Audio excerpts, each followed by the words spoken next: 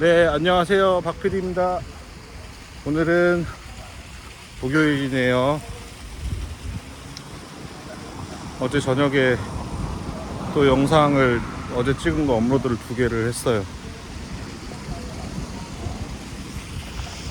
조회수도 조금이지만 늘긴 늘더라고요.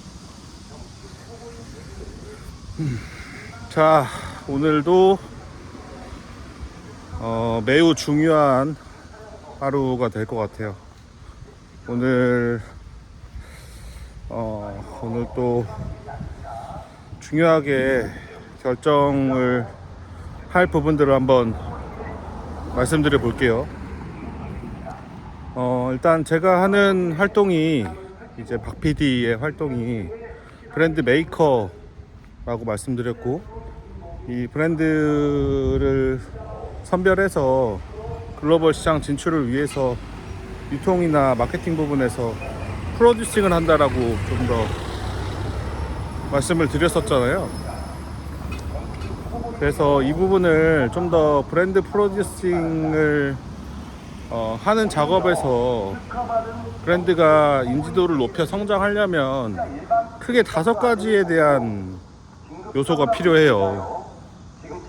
제조 생산, 유통 물류, 광고 홍보, 금융 투자, 인수 매각. 이 5가지. 제조 생산, 양질의 상품을 제조 생산하고 유통 채널에 매대 위에 올려고 활로를 뚫고 광고 홍보, 알리고 인지시키고, 그 다음에 금융 투자, 자금을 공급하고 인수 매각, 결국은 그 부가가치를 또 적정 가격에 매도하고, 이 5가지 요소가 5가지 톱니바퀴가 안정적으로 딱 구축이 모두 다 단계상 되어야 이 브랜드 사업은 성공할 수 있는 필수 조건, 필요 충분 조건에 딱 맞물릴 수 있어요. 근데 이제 오늘은 그 중에서 좀 더, 사실 예전에 불과 10년 전만 해도 이 유통 채널에 대한 부분과 광고 홍보, 이 2가지를 좀 나눠서 봤을 때 이 2가지를 합친 게 마케팅이거든요. 근데 이제 유통 채널에 대한 영향력이 훨씬 컸어요. 그 채널에 대한 MD와의 어떤 제휴, 예를 들어 롯데마트에 입점을 시키고 싶다. 롯데마트의 MD와 잘 관계를 맺어서 롯데마트 전 매장에 입점을 해서 매대 위에 올려서 판매가 될 수 있으면 그 브랜드는 이퀄 성장한다, 돈을 많이 번다 와 같았어요. 근데 요새는 전혀 그렇지 않고, 오히려 그런 롯데마트와 같은 대형 매장과 플랫폼들이 굉장히 어떻게 보면 이런 유통에 대한 생태계에 대한 고려보다는 굉장히 셀피시하게 이기적으로 자사 채널에 대한 판매 그리고 이윤만 추구하면서 굉장히 수수료난 광고단에서 제조 생산이 딱 도산하기 좋은 수수료, 저는 문제가 아주 크다고 생각합니다.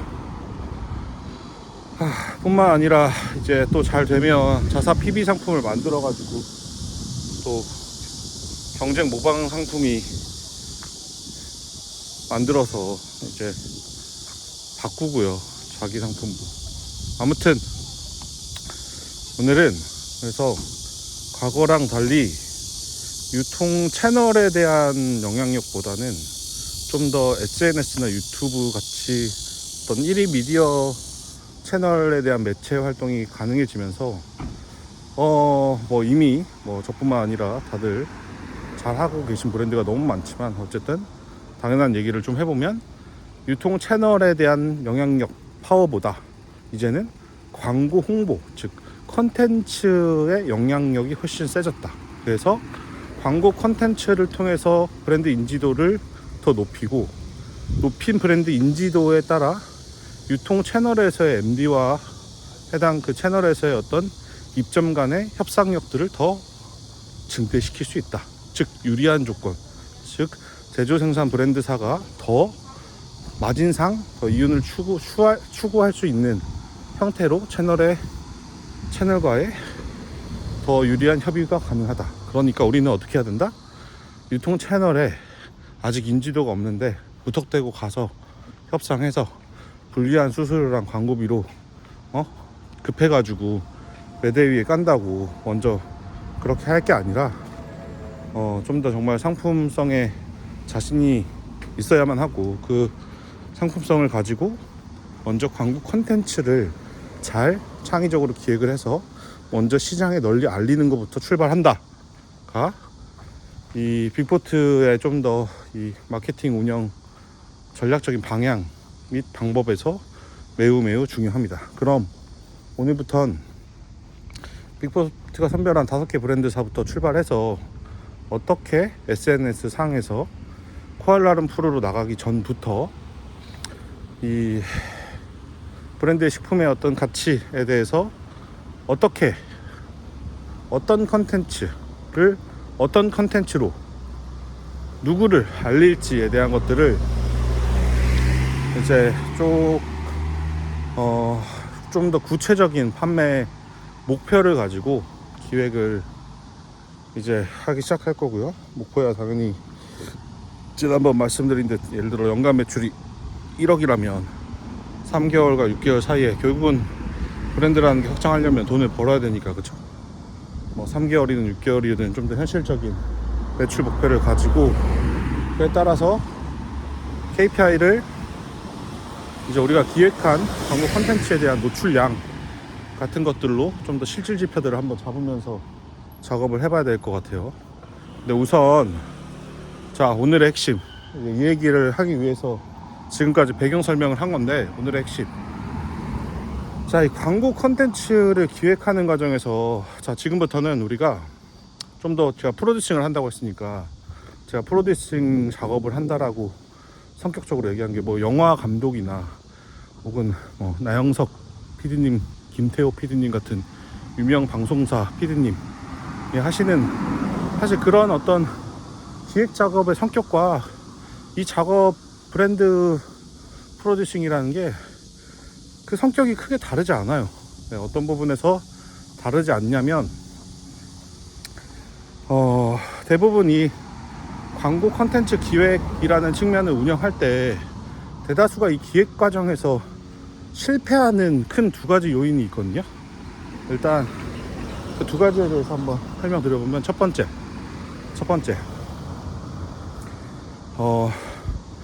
광고 컨텐츠는 일단 사실상 인지도와 호기심을 처음에 아무도 이 브랜드를 모르니까, 특히 식품 같은 경우에는 모르면 겁나고 사람들 그 고객 입장에서는 낯설고 그거 어떻게 선뜻 입에 넣어서 먹겠어요.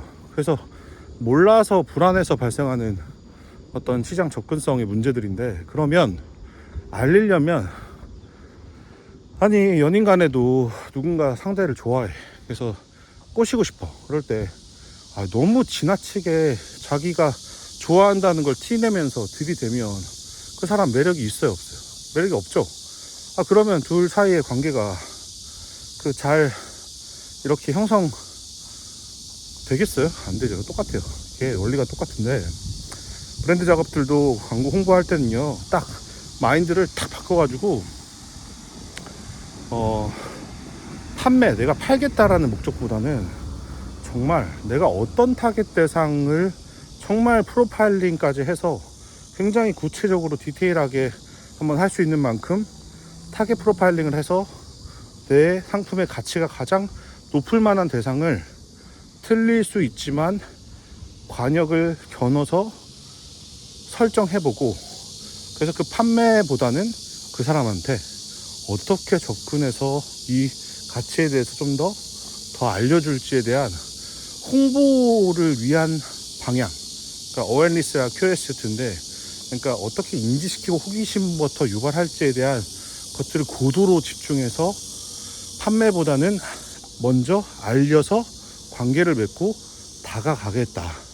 그 단계를 실질적으로 반드시 나눠서 이 운영을 하는 것 자체가 이게 안 돼요. 그러니까 이게 운영 과정에서 대부분 왜 보통 이런 광고 콘텐츠 크리에이터 회사들도 내부적으로 이런 SNS나 유튜브들 뭐 다들 이게 안 하는 곳이 요새 어딨어요. 중요한 거 다 알아서 하는데 이게 왜 안 되냐면 이게 대표는 빨리 이 과정을 통해서 대표는 경영하는 사람이니까 단기적으로 빨리 판매를 내고 싶고, 또 실무자는 그 아이디어가 또 자기 나름대로 있는데 그 아이디어가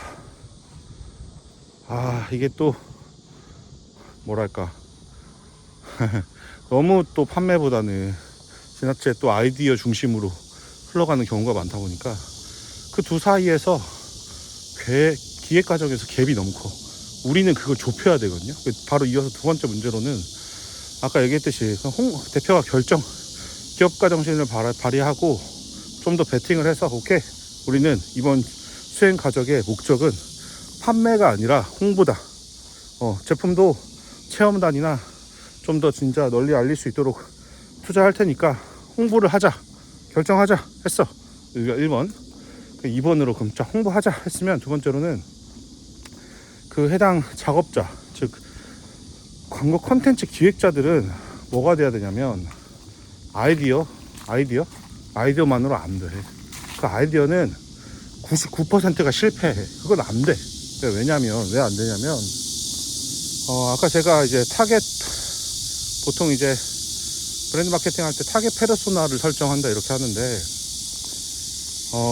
프로파일링을 잘해야 돼요. 프로파일링. 이 범죄 수사 심리학에서도 프로파일링 아무나 하나요? 아무나 하는 게 아니잖아요. 굉장히 숙련된 그 분야에서의 경험이나 지식들을 많이 요구하게 되는데, 그 해당 기획자의 프로파일링에 대한 어떤 깊이감, 그 수준에 따라서 이 방향의 아이디어가 아이디어로 끝날지, 실제로 실행해서 매출이라는 지표, 그러니까 홍보라는 지표로 드러날지가 결정나요. 그래서요, 저는 어쨌든 일단 제가 운영하는 브랜드사들 각각 개별 브랜드가 다르겠지만, 우선 제가 지난번 건강하고 쾌적한 삶이란 무엇일까 라는 주제로 찍은 에피소드 4번째 영상인가요? 그러니까 그 영상에서 다뤘듯 그런 이야기들이 사실 제가 진행했던 프로파일링인 거고, 어쨌든 저는 좀 더 결혼 생활을 하는, 그러니까 3, 40대 여성, 4, 50대 남성, 그 중에서도 좀 결혼 생활을 실질적으로 하고 있고 자녀를 둔 가정, 그리고 어느 정도 두 신혼부부가 나름대로 안정화된 전문 직종이나 직장을 가지고 있고, 거기서 예를 들어 여성 같은 경우에는 좀 더 시간이나 공간적인 제약에서 좀 자유로운 어떤 프리랜서나 어떤 작가 같은 어떤 업무 형태를 해서 자기 소비 취향과 관심이 좀 뚜렷하다든지, 그리고 자녀들의 예를 들어 나이는 2세에서 5세 정도 연령이어서 한창 엄마들이 아이들 키울 때 좀 더 건강 먹거리에 대한 관심이나 신경을 한창 쓸 나이대라든지 예를 드는 거예요. 그러니까 이런 식으로 내가 팔고자 하는 대상에 대한 이미지의 상이 희미한 게 아니라 구체적이면 구체적일수록 이 기획의 아이디어의 실행에 따른 성공 확률, 그러니까 다시 실패 확률은 줄어든다라고 생각해요. 그래서 자, 오늘은 지금 좀 더 이 이야기에 따라서요, 선별한 5개의 브랜드 작업에 대해서 조금 더 실질적으로 판매보다는 홍보, 그리고 광고 컨텐츠 기획이란 SNS 상에서 매체를 통해서 이제 채널 운영을 시작할 텐데, 좀 더 해당 브랜드의 가치를 가장 잘 보여줄 수 있는 타겟을 구체적으로 페르소나를 그리고 거기에 따라서 좀 더 구체적으로 프로파일링을 해서 그 프로파일링한 고객들의 어떤 장보기 습관, 온라인상의 구매 동선, 오프라인상에서 소비 형태들을 좀 더 분석하면서 기획서를 만들고, 그 기획서를 공유를 할 수 있나? 할까요? 아무튼 그거는 한번 볼게요. 그래서 대비가 아닌 내용들을 좀 빼고 공유를 한번 드려볼게요. 무슨 말인지 느낌 오시죠? 여기 이쪽 일 하시는 관계자분들이나 브랜드 키우고 싶으신 분들은 제가 이 얘기하면 서로 좀 통했을 거예요. 근데 이게 항상 모든 일은 생각이 아니라 이거를 집중해서 흔들리지 않고 관철시켜서 이 방향성이 흔들리지 않고 실행해서 결과 내는 거까지가 결국은 이 일을 디렉팅하는 총괄 감독으로서의 해야 될 숙명입니다. 네, 오늘은 굉장히 빅포트의 어떤 이 글로벌 시장 진출을 위해서 처음에 접근할 마케팅의 운영 방식에 대해서 되게 좀 더 실무적으로 중요한 얘기를 이제 포문을 연 것 같아요. 그래서